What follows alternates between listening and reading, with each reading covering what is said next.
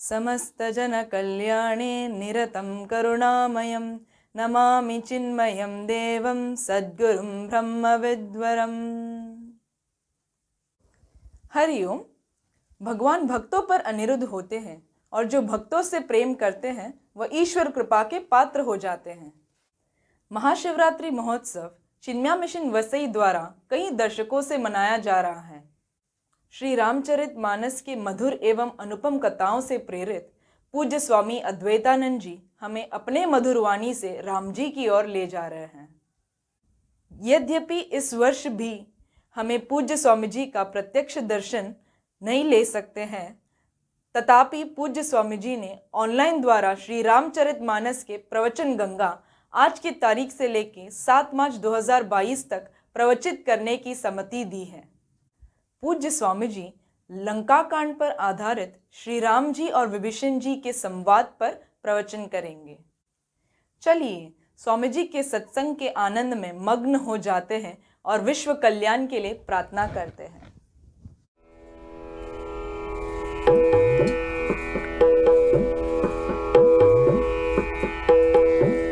शंकरा सदाशिवा चंद्रशेखरा, शंकरा सदाशिवा चंद्रशेखरा, चंद्रशेखरा गौरी शंकरा, चंद्रशेखरा गौरी शंकरा, गौरी शंकरा चंद्रशेखरा, गौरी शंकरा चंद्रशेखरा।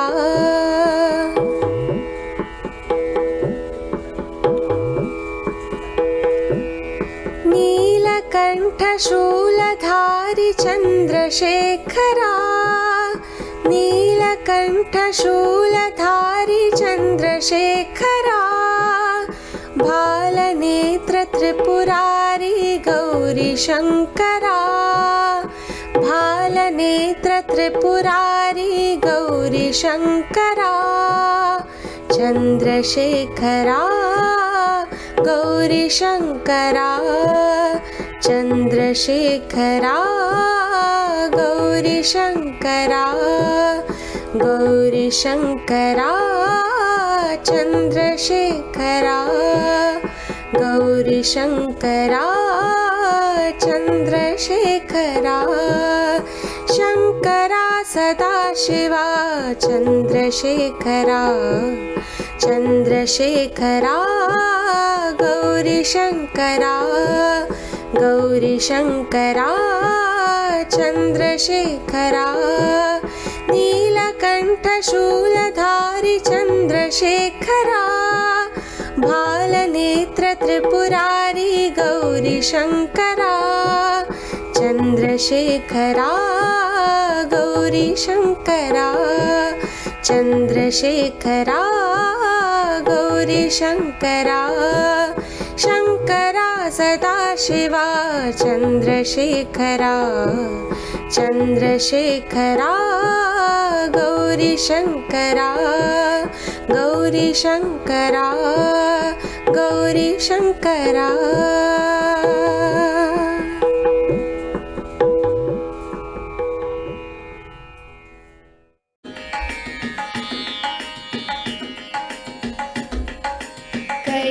कैलासपते सदाशिवा, कैलासपते सदाशिवा, करुणासागर सदाशिवा, करुणासागर सदाशिवा, गंगा जटधर सदाशिवा, गंगा जटधर सदाशिवा, गौरी मनोहर सदाशिवा, गौरी मनोहर सदाशिवा, चंद्रशेखरा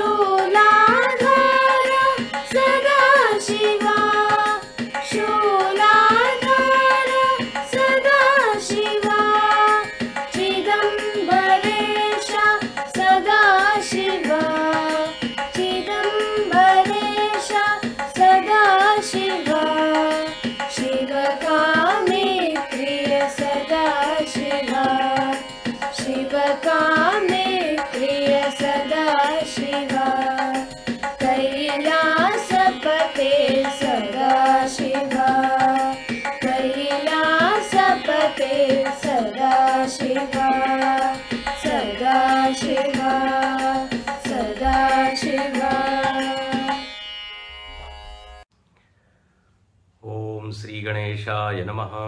ओम श्री सरस्वत्यै नमः। ओम श्री गुरुभ्यो नमः।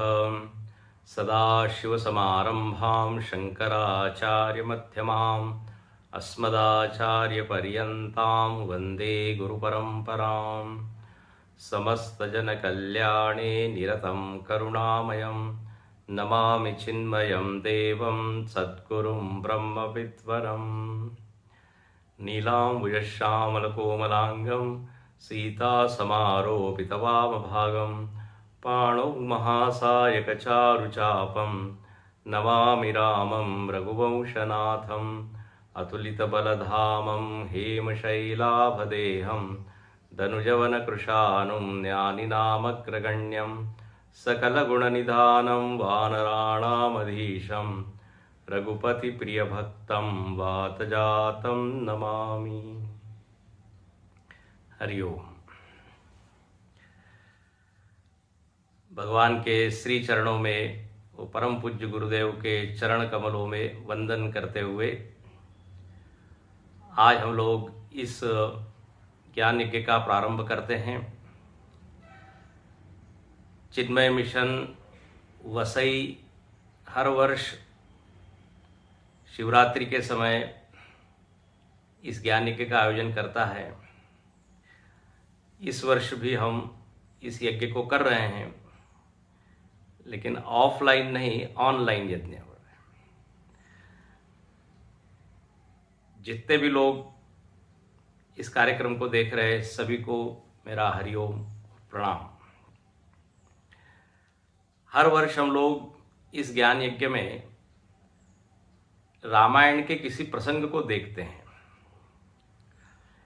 इस वर्ष हम लोग लंका कांड में एक प्रसंग है जो कि बहुत ही रोचक है, बहुत ही शिक्षाप्रद है, ज्ञान से भरा हुआ है। उस प्रसंग का नाम है विभीषण गीता। विभीषण जी को भगवान श्री राम जी ने उपदेश दिया, उसी को कहते हैं विभीषण गीता। प्रायः हम लोग गीता शब्द को जब सुनते हैं तो मन में श्रीमद् भगवत गीता का ही स्मरण होता है, जो भगवान कृष्ण ने कुरुक्षेत्र में अर्जुन को सुनाई थी। गीता का वही अर्थ रूढ़ हो गया है, प्रसिद्ध हो गया है। गीता मतलब भगवत गीता। लेकिन अपने ग्रंथों में देखेंगे तो अनेक प्रकार की गीताएं हैं। अष्टावक्र गीता बहुत प्रसिद्ध है। श्रीमद् भागवत में उद्धव गीता है। भागवत जी में ही कपिल गीता है। रामचरितमानस में ही 7 प्रकार की गीता है। राम गीता, लक्ष्मण गीता, गरुड़ गीता, पुरजन गीता। भगवान राम ने अयोध्या वासियों को ज्ञान दिया, उसको कहते पुरजन गीता। शिवजी ने पार्वती जी को उपदेश दिया, उसका नाम है शिव गीता। तो उन्हीं गीताओं में एक है विभीषण गीता। गीता शब्द का वैसे तो अर्थ होता है जो गाया गया है, उसको कहते हैं गीता। जब आध्यात्मिक ज्ञान, उपदेश गा कर दिया जाए तो उसको आप बोल सकते हैं गीता, या केवल आध्यात्मिक उपदेश को भी गीता कहते हैं। ऐसा जरूर नहीं कि उसने कुछ गाया ही हो। तो जो भी कहा गया है, गीता मतलब क्या? कथिता, उपदेश किया गया। अब भगवत गीता में हम देखते हैं कि भगवान कृष्ण वक्ता है और अर्जुन श्रोता है। और यज्ञशाला क्या है? तो बोले कुरुक्षेत्र की रणभूमि। ये भी बड़ी अद्भुत चीज है। देखिए, गीता कहीं किसी आश्रम में गंगा जी के किनारे, जंगल में या गुफा में नहीं बताई गई। बिल्कुल मध्य महाभारतम, महाभारत के युद्ध के बीच में, क्योंकि इसका जो श्रोता है वो कोई सन्यासी नहीं है। अर्जुन जो है वो तो गृहस्थ है, और कर्म क्षेत्र में जो बड़ा ही सक्रिय है, इसलिए भगवान ने कर्म क्षेत्र को ही चुना उपदेश के लिए, कुरुक्षेत्र। यहां पर भी आप देखते हैं इस विभीषण गीता में भी ये जो उपदेश राम जी ने दिया है, ये रणभूमि में ही दिया है। यहां पर गुरु भगवान श्री राम और शिष्य विभीषण है। हुआ ये कि जब रावण के सारे योद्धा लोग एक के बाद एक मारे गए, तो अंत में रावण कहता है मैं ही जाता हूं युद्ध करने, और मैं ही उस राम को मारूंगा। राम ने हमारे सारे लोगों को मार दिया है। बहुत क्रोधित है वो, बड़ा नाराज है, और वह स्वयं उस युद्ध भूमि में आता है। और आता भी तो है, किस तरह से आता है? बहुत बड़ा एक रथ लेके आता है, अस्त्र शस्त्रों से सुसज्जित, और बड़ा ही क्रोध में आता है, और कहता है कि अब आज तो हम इसको, राम जी को मार ही देंगे। तो एक तरफ रावण है और दूसरी तरफ राम जी है। राम जी के पास रथ नहीं है, भूमि पर खड़े हैं।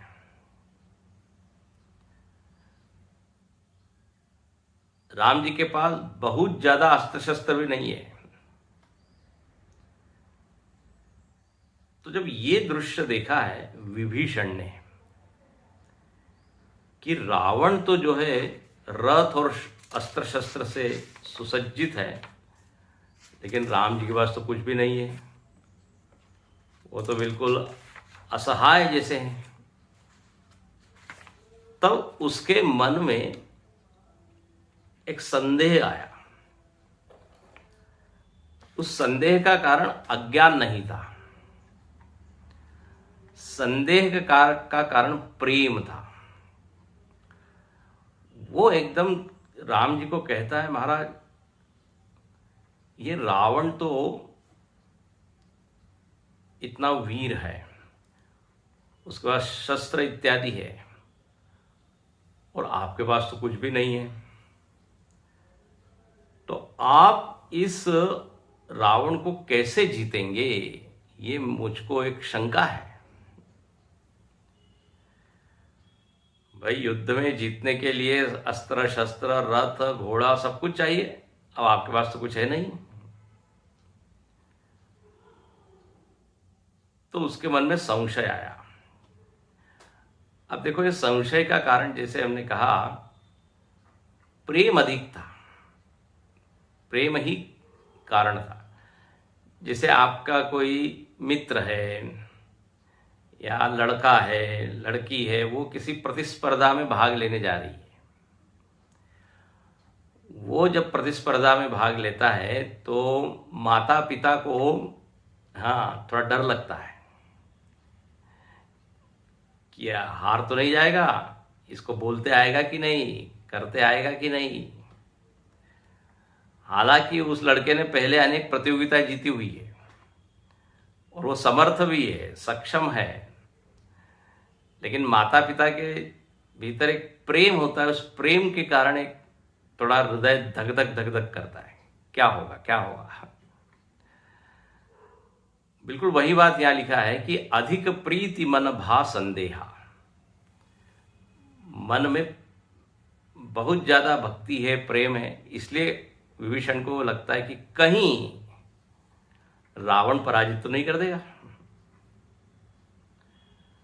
हालांकि विभीषण को मालूम है कि राम परमेश्वर है, ईश्वर है, लेकिन ऐसा होता है, जब अपना अधिक प्रेम होता है, तादात्म्य होता है, तो हमको एक भीतर से भय होता है कि कहीं हाँ ये पराजित न हो जाए, हार न जाए।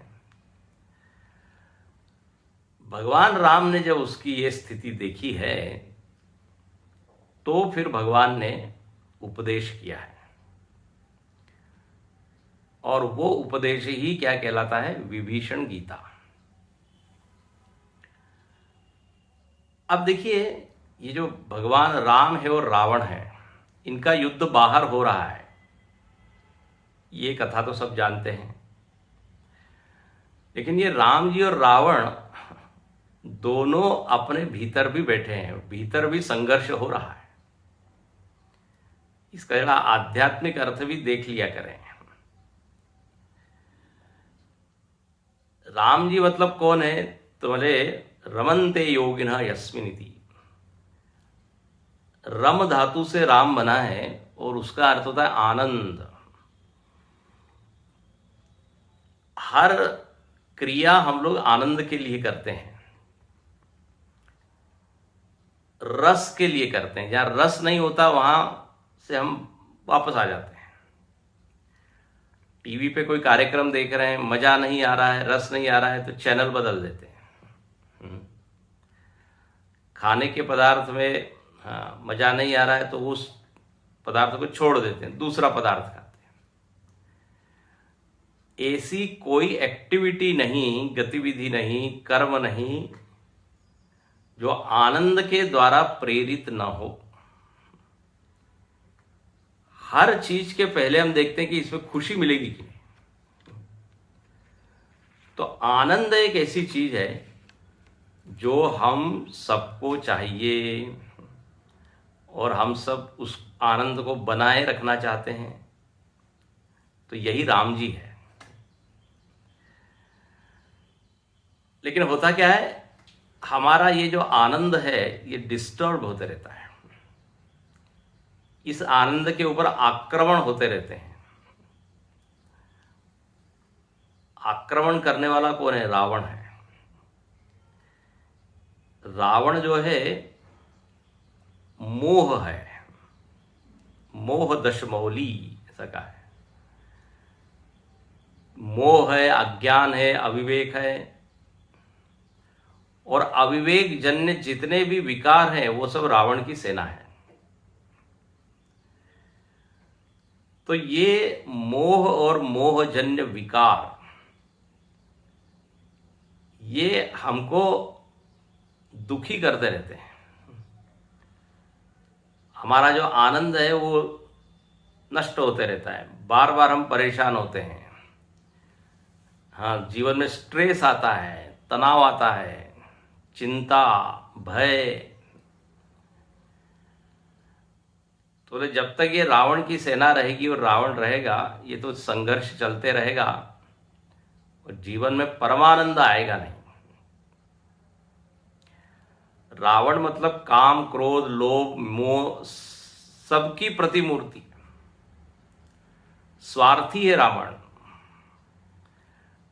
मजेदार बात है, एक तरफ वो तपस्या करता है, एक तरफ शंकर जी की भक्ति करता है, लेकिन मांगता क्या है? एक छत्र राज्य करो, मैं चक्रवर्ती सम्राट हो जाऊं, पूरी सृष्टि मेरे अधीन हो जाए, मैं किसी से मरूं नहीं। तो ऐसी तपस्या और ऐसी भक्ति तामसिक कहलाती है, उसमें कोई पवित्रता नहीं है। बताइए कितना लोभी है। भगवान शंकर को पार्वती जी ने कहा कि देखो विष्णु भगवान कितने अच्छे महल में रहते हैं, हम भी एक महल बनाएं। तो कहते हैं लंका की, हाँ, सोने की नगरी शिवजी ने बनाई। अच्छा, अब कहा कि अब घर में, महल में जब प्रवेश करना है तो पूजा करनी चाहिए। पहले पूजा के लिए किसी पंडित की जरूरत है। तो पंडित कौन? तो शिवजी बोले कि हमारा ही एक शिष्य है, भक्त है, रावण, वो पूजा करा देगा। कथा आप जानते होंगे। रावण को बुलाया गया, अब पूजा इत्यादि हुई, उसके बाद दक्षिणाम समर्पयामी। अब दक्षिणा एक उपचार दक्षिणा का होता है। तो क्या चाहिए दक्षिणा में? उसने कहा ये पूरा महल मुझको दे दीजिए। पार्वती जी की ओर शिव जी देखते हैं, कहते हैं अपने भाग्य में महल में रहना है नहीं। अब बताइए ये रावण का लोभ यहां दिखता है कि नहीं? एक तरफ शिव जी की करुणा है, कृपा है, उदारता है, वो उन्होंने दे दिया उनको, लेकिन दूसरी तरफ रावण का लोभ। और रावण ने लंका में जितनी चीजें इकट्ठी की थी वो कहीं कहीं से लूट के ही लाई थी उसने। तो ऐसा रावण अपने भी भीतर बैठा हुआ है, लोभ है, हाँ, काम है, मोह है। इसको पराजित राम जी ही करते हैं।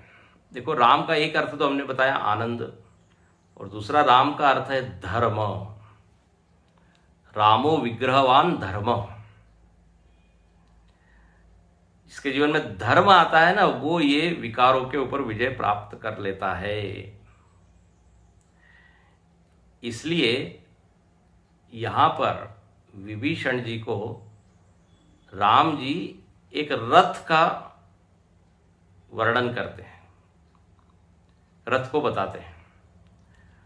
बोले देखो विभीषण, तुमको डर लग रहा है ना कि मैं रावण को पराजित कर पाऊंगा कि नहीं, क्योंकि तुमको लग रहा है कि मेरे पास तो रथ है ही नहीं।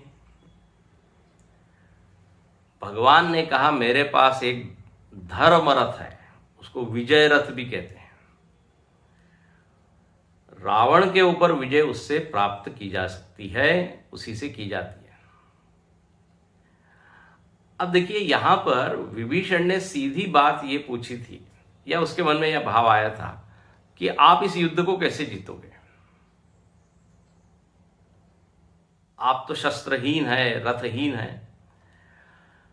भगवान ने विभीषण के इस शंका को आध्यात्मिक मोड़ दे दिया और बाहर के रथ का वर्णन नहीं किया। ध्यान से सुनिए,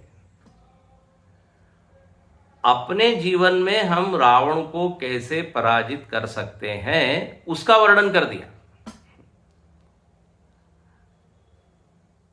विजय रथ का, धर्म रथ का, कि अपने जीवन में हम ये रथ लेके आए हैं। राम जी तो उस रावण को मार देंगे, वो कोई बड़ी बात नहीं है, लेकिन अब आज हम अपने भीतर बैठे हुए रावण और उसकी सेना को मार पा रहे हैं क्या? तो बोले वो यदि करना है तो मैं तुमको एक विजय रथ बताता हूं, और पूरा आध्यात्मिक उपदेश विभीषण को दिया और विभीषण के निमित्त से हमको दिया। इस धर्मरथ को ही कहते हैं चैरियट ऑफ सक्सेस, ऐसा भी अंग्रेजी में बोलते हैं, सफलता का रथ। जीवन में यदि सफल होना है तो बोले इस रथ को आप लेके आइए। तो जो रथ का उपदेश है बस यही विभीषण गीता है।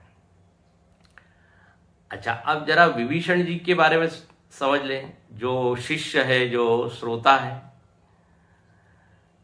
विभीषण जी रावण के वैसे तो भाई है, लेकिन राम जी के भक्त है। कॉन्ट्रास्ट, वैसे तो विभीषण को भी राम जी के क्या शत्रु ही होना चाहिए, क्योंकि भाई यदि शत्रु है तो हम भी शत्रु, लेकिन विभीषण जी तो भक्त है और ऐसी भक्ति करते हैं। उनकी भक्ति बहुत ही प्रशंसनीय है, क्योंकि उनके पक्ष का कोई भी नहीं है लंका में, सारे विरोधी लोग हैं। और ऐसे विरोधी माहौल में भक्ति को बनाए रखना आसान नहीं है।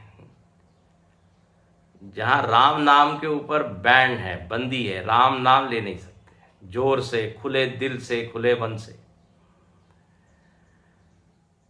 इसलिए उसने राम अपने कुटिया पर भी राम नहीं लिखा था, रामायुध अंकित ग्रह शोभा वर्णि न जाई। राम जी के आयुध उसने बनाए थे, धनुष बाण। और नव तुलसी का वृंदतः देखी हर्ष कपिराई, सामने तुलसी वृंदावन है। विभीषण जी की कुटिया का वर्णन आप पढ़िए सुंदरकांड में। और सुबह सुबह राम राम राम राम राम नाम का जप करते हैं। हनुमान जी ने ये राम नाम सुनकर ही विभीषण का दरवाजा खटखटाया था। बोले यहाँ जरूर कोई भक्त होगा, बोले ये जरूर हमारी सहायता करेगा, क्योंकि सीता जी कहाँ है मुझको तो मालूम नहीं। तो जिनका प्रारंभ मतलब दिन की शुरुआत राम नाम से हो रही है, ध्यान से सुनिए, ऐसे ये विभीषण है। हम लोगों की दिन की शुरुआत तो मोबाइल के दर्शन से होती है एकदम ऑनलाइन जाते हैं, व्हाट्सएप। लेकिन यहां विभीषण जी सुबह सुबह राम राम, और यदि सुबह राम राम बोल रहे हैं तो रात में भी राम राम करते हुए सोए होंगे, क्योंकि वही वृत्ति सुबह आती है पहले जो रात में बाद में गई लीन हुई हो। तो ऐसे विभीषण जी हैं।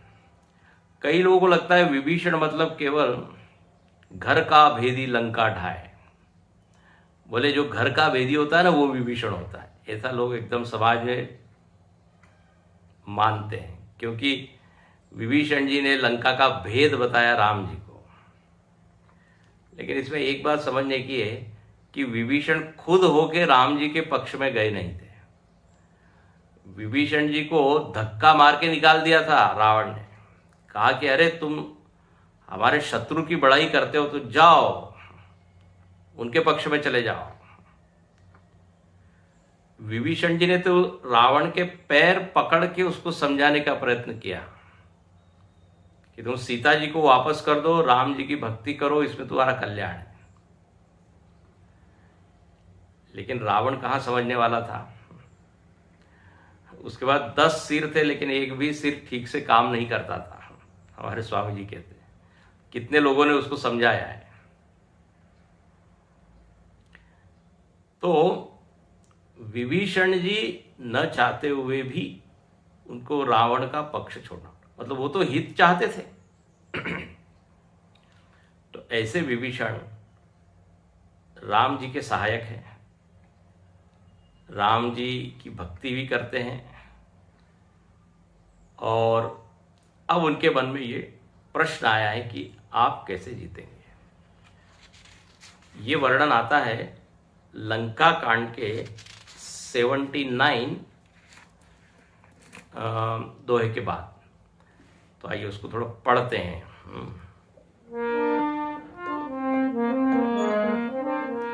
रावण रथी बिरथ रघुवीराम, देखि विभीषण भयउ अधीराम। अधिक प्रीति मन भा संदेहाम, बंदी चरण कह सहित सनेहाम। नाथन रथ नहीं तन पद त्राणाम, केहि विधि जितब वीर बलवानाम। सुनहु सखा कह कृपा निधानाम, जहि जय हो सो स्यंदन आनाम। जहि जय हो सो स्यंदन आनाम। युद्ध भूमि में दोनों खड़े हैं, एक तरफ राम जी है, एक तरफ रावण है। अच्छा, रावण रथी, रावण का विशेषण क्या दिया है? रथी, रथ से युक्त है, रथ सहित है। बिरथ रघुवीराम, रथहीन रथ रहित कौन है? राम जी है। अब विभीषण जी ने यह देखा तो बोले भयो अधीरा, उनका अधीर हो गए, धीरज उनका जाता रहा। बोले अरे अरे कैसी परिस्थिति है, देखिए कैसा संकट है राम जी के ऊपर। रावण के पास तो किसी भी चीज की कमी नहीं है, साधन संपन्न है। और राम जी कैसे साधनहीन। देखो इन दोनों लोगों का संघर्ष है, साधन संपन्न और साधनहीन। जब ये देखता है विभीषण तो अधिक प्रीति मन भा संदेहा, अधिक प्रीति, बहुत प्रेम उमड़ आया और उससे रहा नहीं गया और वो प्रणाम करता है, राम जी को प्रणाम करके कहता है, महाराज सहित स्नेहा। देखो दो दो बार लिखा है, ऊपर लिखा है अधिक प्रीति, फिर नीचे लिखा है सहित स्नेहा, स्नेह सहित, प्रेम सहित। बोले मेरे को बड़ा डर लग रहा है, ये रावण जो है अनेक शस्त्रों का उपयोग करके आपको मार देगा। नाथ न रथ नहीं तन पद त्राणा, आपके पास रथ नहीं है, आपके पास पैर में जूते भी नहीं है, पदत्राण पैरों की जो रक्षा करे उसको कहते हैं जूता, पदत्राण। संस्कृत में जूते के लिए, चप्पल के लिए शब्द है पदत्राण। तो ले आप तो बिल्कुल नंगे पैर खड़े हैं, कुछ नहीं है, मतलब साधनहीन। केही विधि जितब वीर बलवाना, ये रावण कोई सामान्य योद्धा तो है नहीं, आप इस पर कैसे विजय प्राप्त करेंगे, इस विषय में मुझको बड़ा भारी संदेह है। और मैं ये कभी नहीं चाहता कि आप हार जाए, पराजित हो जाए। आप तो धर्म के पक्षधर है, न्याय के पक्षधर है, साधुओं की रक्षा के लिए आए हैं। तो आप यदि पराजित हो जाए तो पूरा साधु समाज, धर्म का पक्ष ही पराजित हो जाएगा, ये तो मैं बिल्कुल चाहता नहीं। और सृष्टि में और अधिक अधर्म और आतंक बढ़ जाएगा, रावण का अभिमान और बढ़ जाएगा। तो आप कैसे जीतेंगे, कुछ उपाय कीजिए। मानो कि विभीषण कह रहा है कि हम कुछ सहायता करें क्या आपकी। तब देखा भगवान ने तो सुनहु सखा। देखो विभीषण को सखा कहते हैं, तुम मेरे मित्र हो। मित्रता देखिए बराबरी वालों में होती है। राम जी की ये विशेषता है कि अपने से छोटे को भी वो अपने बराबर का मानते हैं, उसको बराबरी का दर्जा देते हैं। क्योंकि मित्रता तो बराबरी वालों में ही होती है, कुछ कॉमन, कुछ इंटरेस्ट हो, कुछ समान गुण हो, कुछ कला हो, तब उनमें मित्रता होती। अब ये विभीषण तो असुर है, शत्रु का भाई है, लेकिन फिर भी भगवान कहते सखा। ये है देखो भगवान, ऐसो को उदार जग माही, बिनु सेवा जो द्रवय दीन पर। राम सरिस को नाही, राम जी जैसा कौन होगा उदार। तो मित्र कह के पुकारते हैं और कहते हैं जय जय होई सो चंदन आना। जिससे विजय प्राप्त की जाती है ना, बोले वो रथ कोई दूसरा ही है। वो रथ मेरे पास है, वो रथ रावण के पास नहीं है। और देखो ये पूरा विषय ही मोड़ दिया, बाहर के रथ की चर्चा ही नहीं की, बाहर के शक्ति की, शस्त्र की, युद्ध की चर्चा ही नहीं की राम जी ने। और हम सब लोगों के लिए बताया कि देखो भाई, अपने भीतर के रावण को मारना हो तो ये विजय रथ तुम लेके आओ, धर्म रथ।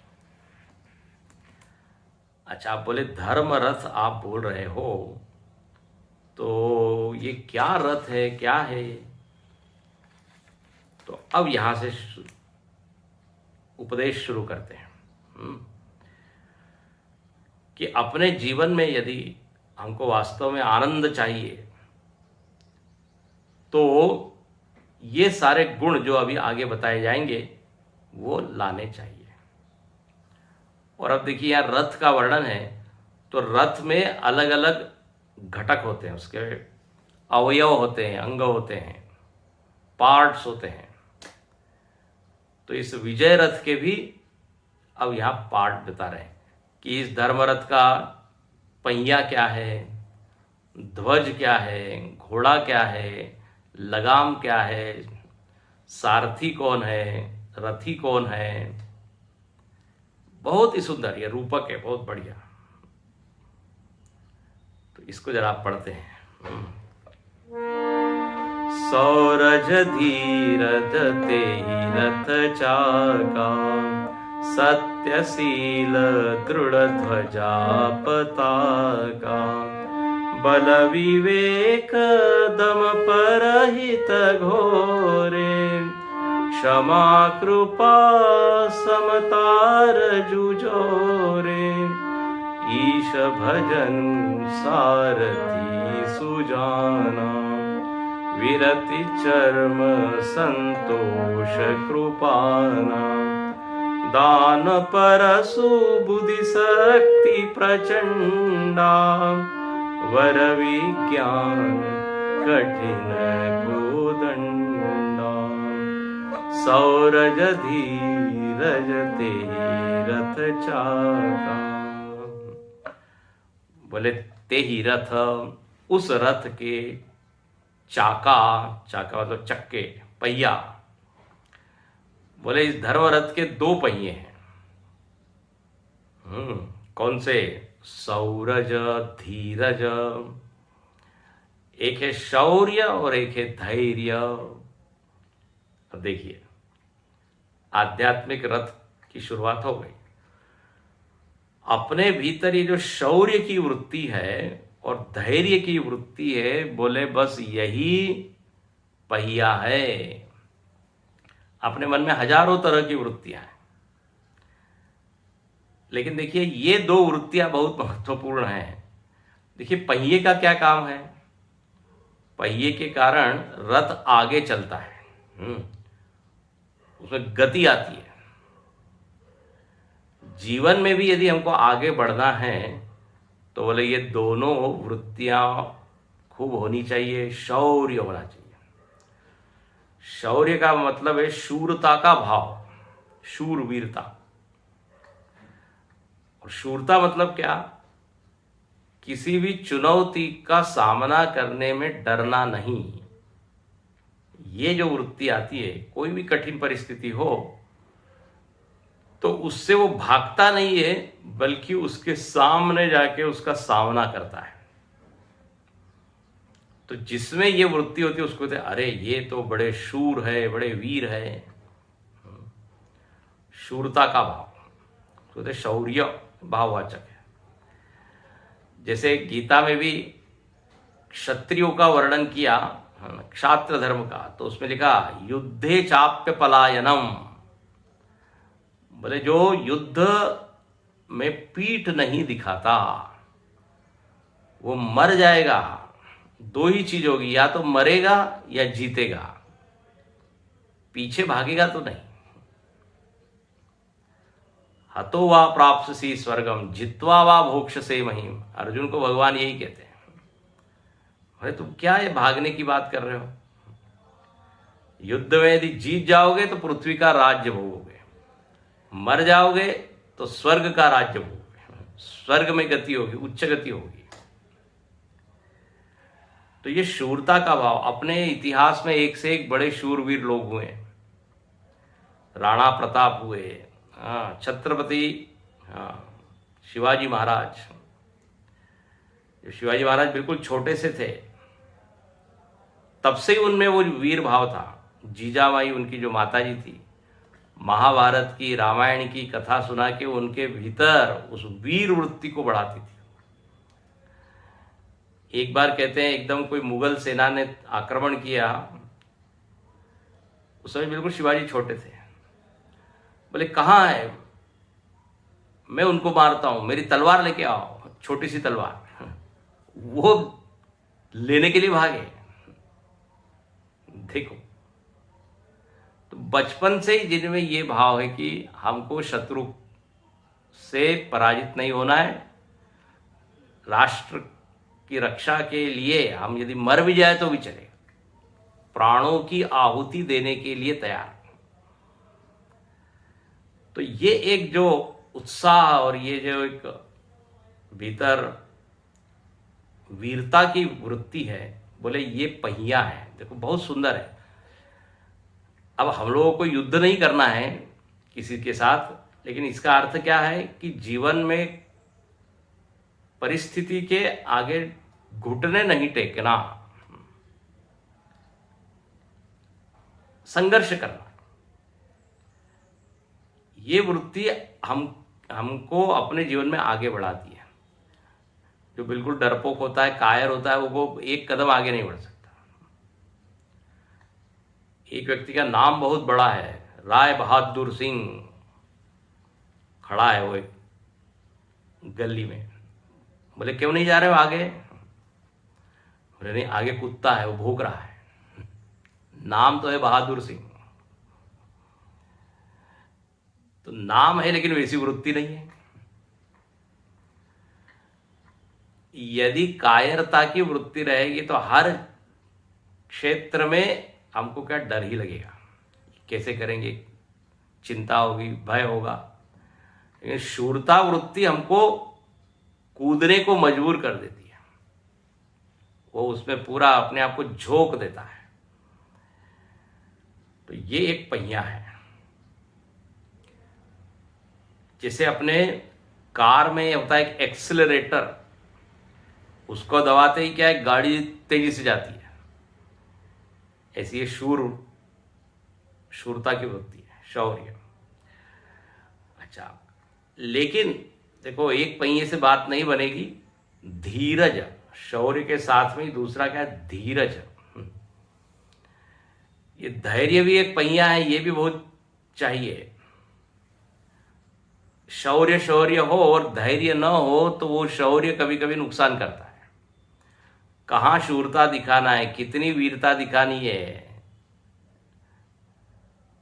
जो बिना क्या कहते हैं विवेक के जो शूरता होती है उसको दुस्साहस कहते हैं।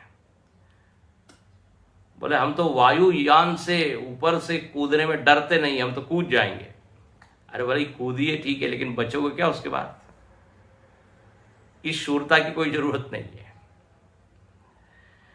तो विवेक जहां पर नहीं है वो शूरता तो हानिकारक है। इसलिए साथ में एक चीज है धीरज।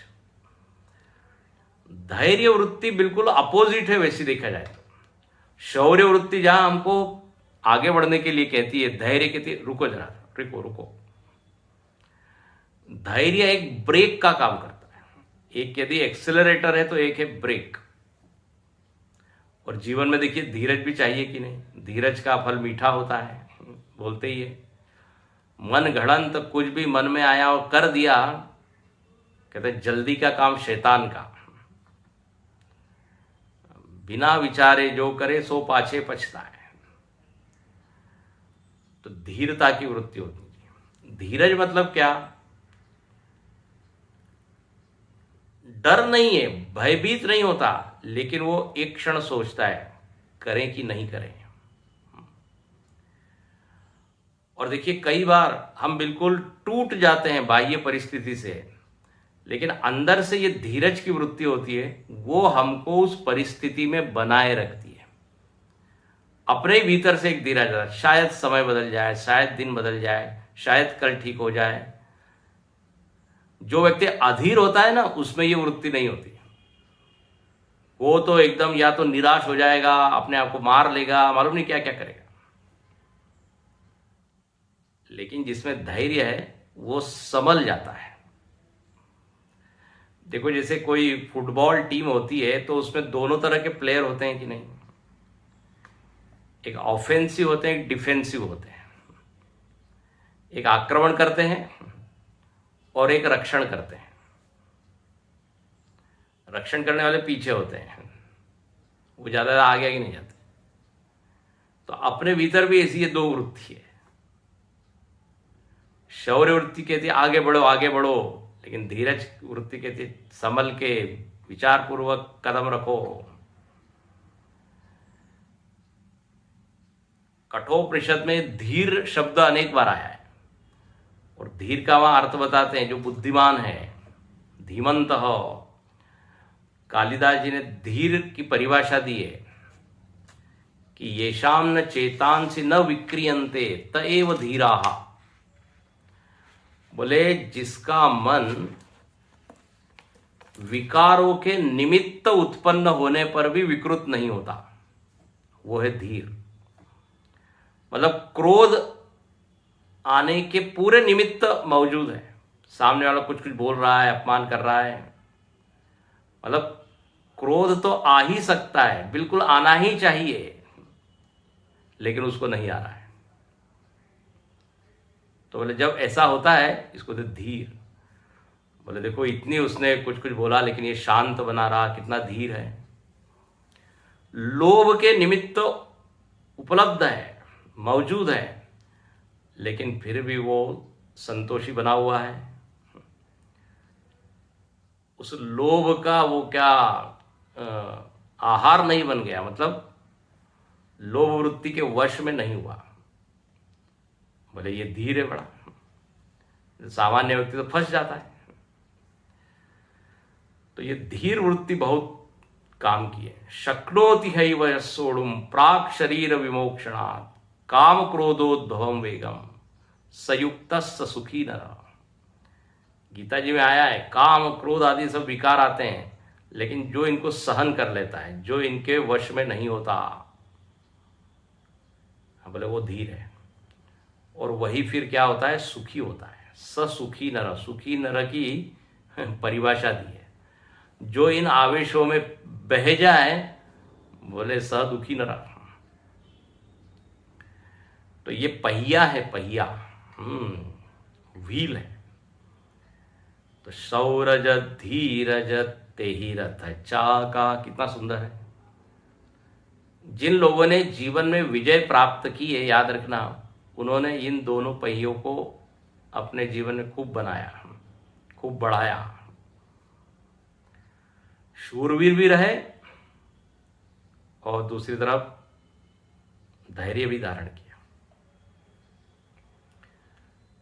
तो सौरज धीरज तेहि रथ। अब कहते हैं रथ में केवल पहिए ही नहीं होते।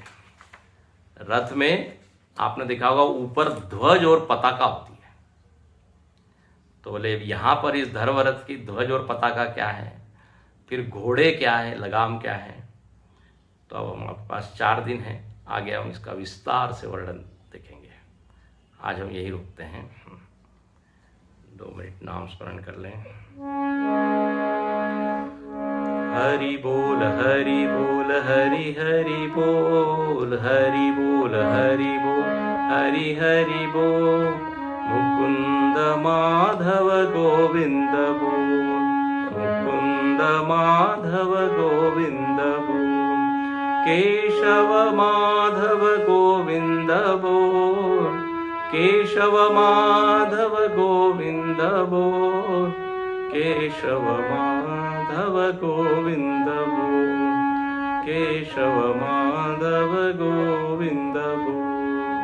राम बोल राम बोल राम राम बोल, राम बोल राम बोल राम राम बोल। सीता समेत श्री रामचंद्र बोल, सीता समेत श्री रामचंद्र बोल। हरि बोल हरि बोल हरि हरि बोल। मुकुंद माधव गोविंद बोल।